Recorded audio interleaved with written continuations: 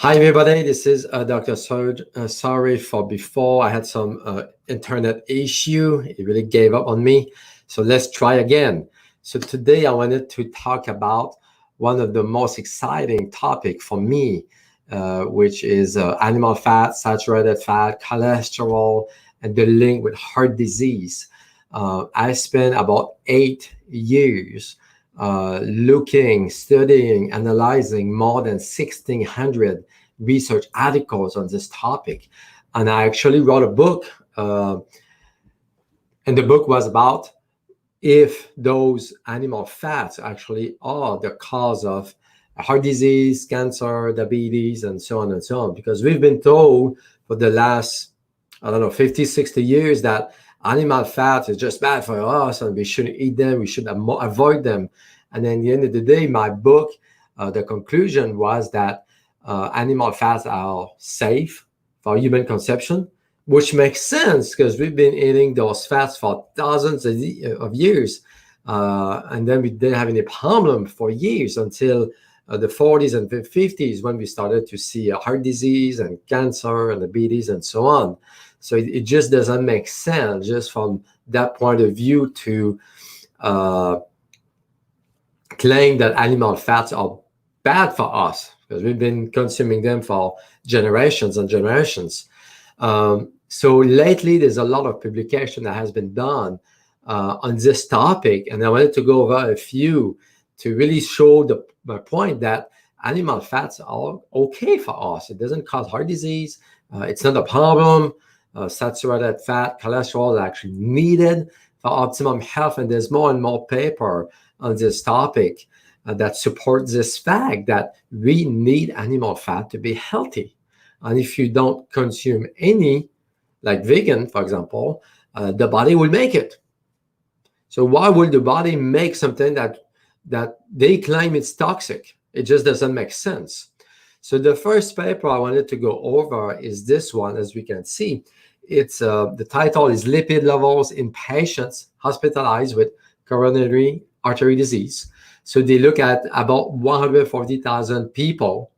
Really, really exciting article, actually, because of this first figure. So if I scroll down, you're going to see on the screen figure number one in red, as you can see here. On the x-axis, we can see the LDL cholesterol level. So they look at the blood cholesterol of those 140,000 people. And then the y-axis, they look at the rate of heart attack. Okay, as you can see, it peaks at about 90, 100. So they show that if your LDL is at 90 milligram, you have a higher risk of heart attack. And this is something that medical doctors will do with statins, with blood-lowering cholesterol medication. So they want the LDL as low as possible. And when it's too low, as we can see on this graph, on the left part of the graph, we can see that people have a higher rate of heart disease. On the other side, which is really exciting to me, is if you look on the right side, LDL of 210 or 220, you have the lower risk of heart disease, of heart attack. And your medical doctor, if they see those numbers, they will freak out. They will say, man, you're going to die soon. You need to put on statin and so on and so on. It just doesn't make sense. We know today that LDL, it's not considered a bad cholesterol. I know they name it bad, but it's actually a healthy cholesterol. LDL is actually a carrier, is a transporter of vitamins and minerals and omegas to different parts of the body. So if your LDL is too low, your body is not able to carry that nutrition, those nutrients to different parts of the body. For example, LDL is a carrier of omega-3. Omega-3 is needed to prevent heart disease and brain issues like Alzheimer, for example. So if your body cannot carry omega-3 to different parts of the tissues and different cells, you have problems. And this is what they do with statin.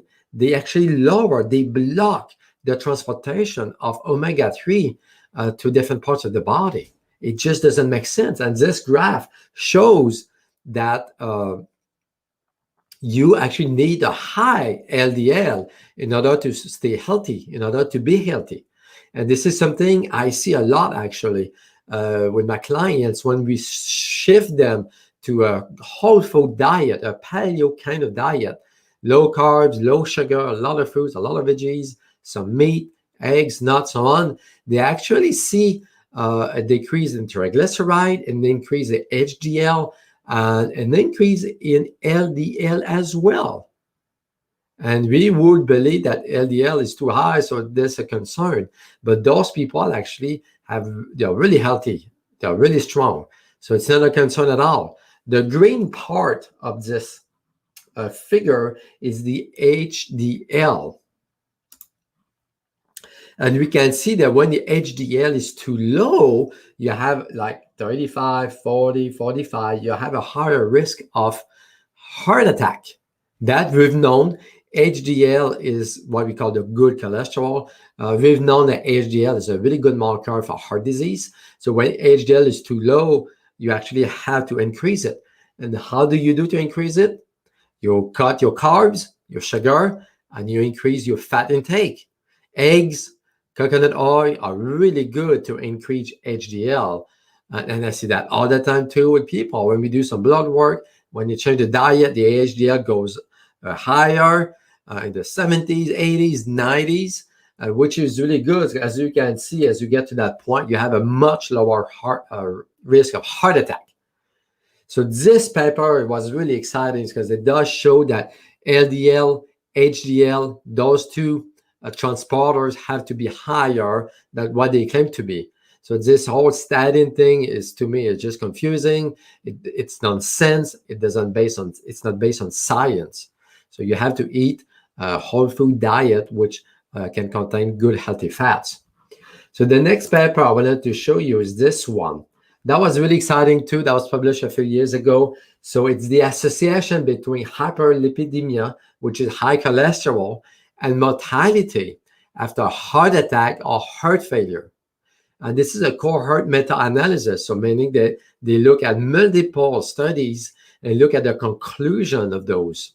And in conclusion, they showed that among match AMI, which is heart attack, and ADHF, heart failure cohorts, they saw that the HLP, which is high cholesterol in the blood, is not associated with problems. Actually, the HLP, which is the high blood cholesterol, is associated with a lower mortality rate. So meaning in this cohort, they show that higher your cholesterol is, lower your risk of heart attack and mortality is. And the first figure is really exciting as well because it does show that. As we can see in blue on the left part of the graph, in blue is the high blood cholesterol. So people who had a high blood cholesterol. And as you can see, the line is lower than the red. The red is people who didn't have high blood cholesterol. And on the right axis is the mortality rate. So at the end of the day, the blue line indicates that when your blood cholesterol is higher, your risk of dying is lower. And the top graph on this side is for heart attack, and this is for heart failure. So at the end of the day, high cholesterol lower the risk of heart problems. This is totally contrary to what people, medical doctors have claimed. It's totally wrong. Okay, and that's maybe why people who are put a statin have a much higher rate of heart attack. Actually, the main side effect of statins is heart attack. People drop dead because of statin. The cholesterol goes too low. I had one of my patients, cholesterol was 100. The total cholesterol was 100. And they considered 200 to be the max. So he was on statin. And 100, the guy was passing out. The guy had depression, had memory issue, had a lot of problem actually. And then we recommended to weaning himself off the statin, and all those issues that he was coming in for, they all went away. The statin was just toxic for him. Okay, the cholesterol was too low. Another paper was really exciting as well is in this one, they look at the intake of saturated fat and the mortality rate from cardiovascular disease in Japan. And they look here, the conclusion is saturated fat intake was inversely associated with mortality rate from strokes, cardiovascular issues. Again, in this study, they showed that when people eat saturated fat, they had a lower risk of having strokes and heart problems, which is consistent to what we just talked about. And lastly, I wanted to talk about this, another study that was published some time ago, meta-analysis of prospective cohort studies evaluating the association of saturated fat intake with cardiovascular disease. And in conclusion, they found that there is no significant evidence for concluding that saturated fat intake is associated with an increased risk of cardiovascular issues, heart attack, or strokes.